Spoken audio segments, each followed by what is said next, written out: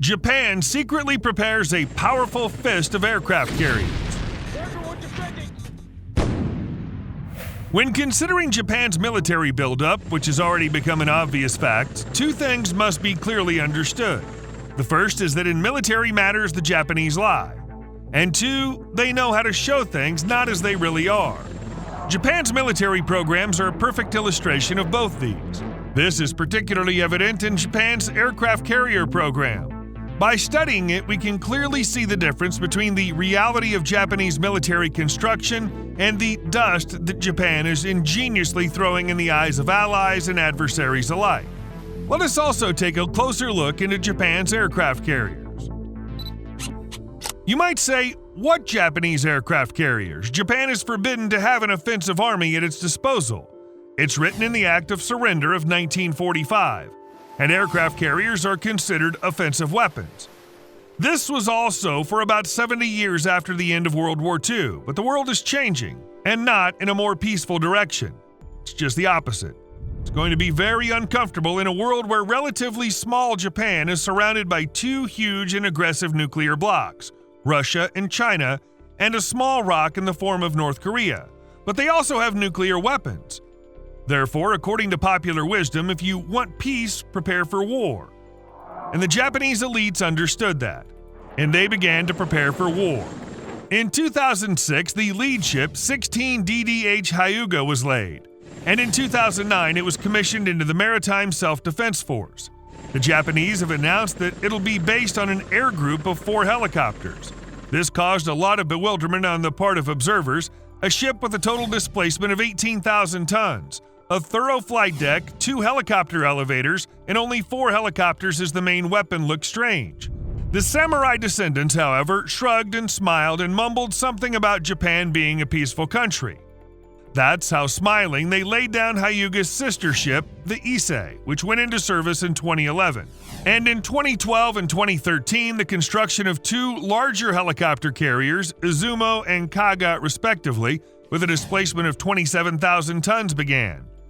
Once again, there were smiles and talk of a peaceful Japan. This went on until 2018 when the Japanese government approved the country's naval development program, which provides for the modernization of the Izumo into a light aircraft carrier to be based on the Lockheed Martin F-35B deck fighters. And suddenly it turned out that modernization could be done very quickly.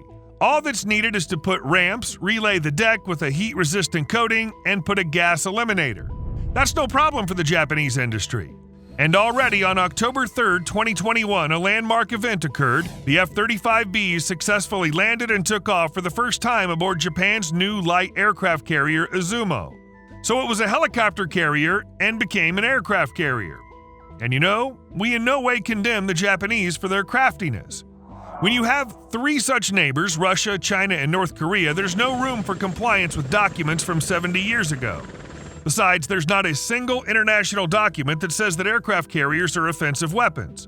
And if so, Japan has not formally violated any treaties.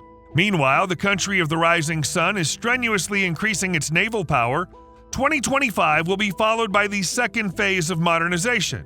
It presupposes changing the ship's nose shape in order to broaden it, as well as installation of a JPALS electro-optical landing system and complete refitting of the hangar, hoists, fuel, armament, and spare parts storage, which will ensure full-fledged basing of F-35B. The second helicopter carrier in the series, the Kaga, will also be fully modernized during this phase. Each of the carriers will house 16 F-35B fighters. This is in addition to 2 6-barreled 20mm Mark 15 Phalanx Sea-Wiz automatic air defense guns and RIM 116 surface-to-air missile launchers with 11-cell CRAM missiles. So Japan's preparing hard for the 30s, which many analysts believe will be the main reformatting of our world. Will this be the end of it? Surely not.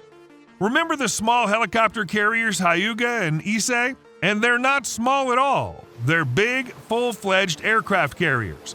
They're just a bit smaller than the British hero of the Falklands War, the Invincible class. The Invincible class has a displacement of 22,000 tons. This is the same type of ship that made it possible for the Brits to fight a transcontinental war on the other side of the planet, relative to their home territory. And the Invincible class has a sizable air group. For example, during the strike and ASUW missions, the ship was equipped with 18 Harrier GR-79s, plus 4 Sea King ASAC and Merlin HMMK-1 helicopters. Let's take a look at the hangar of the ship.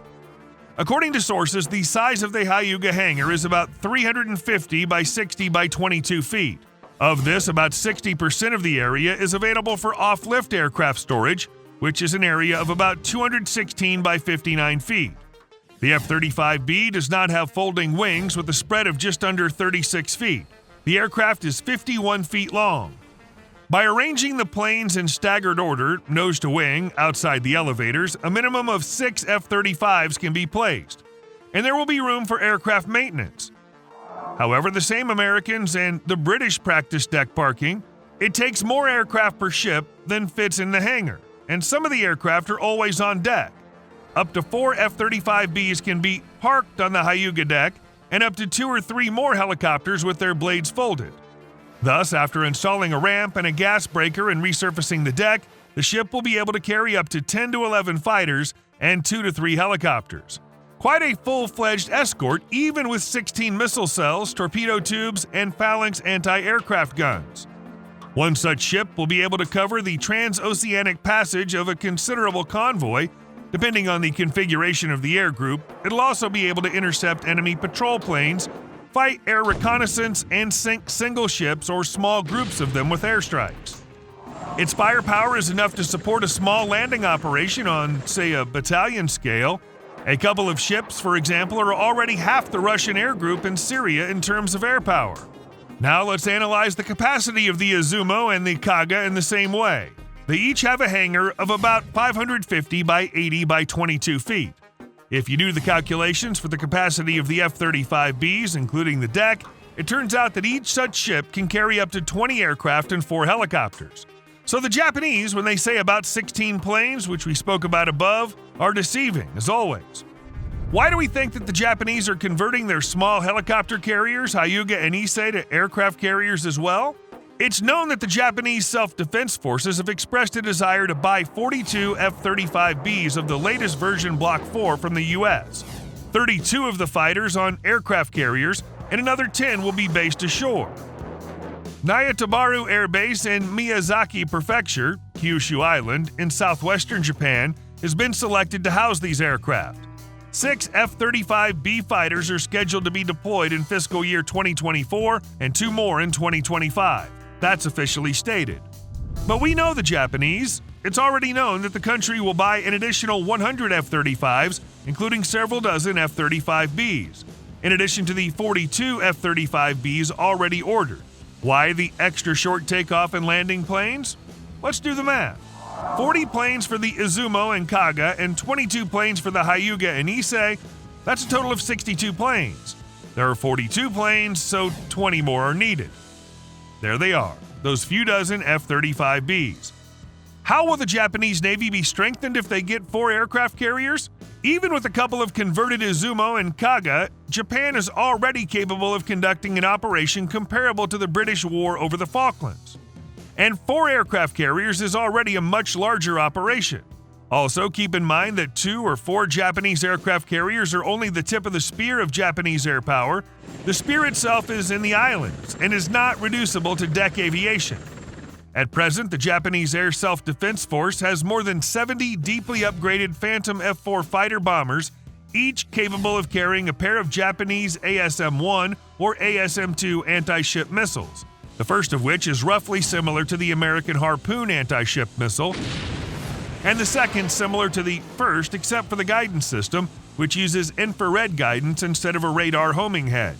The Japanese have recently demonstrated a new generation of missiles with the same dimensions and range.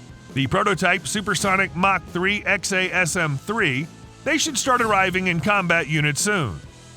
There are also 62 newer Mitsubishi F-2 multi-role fighters, which are a further development of the American F-16.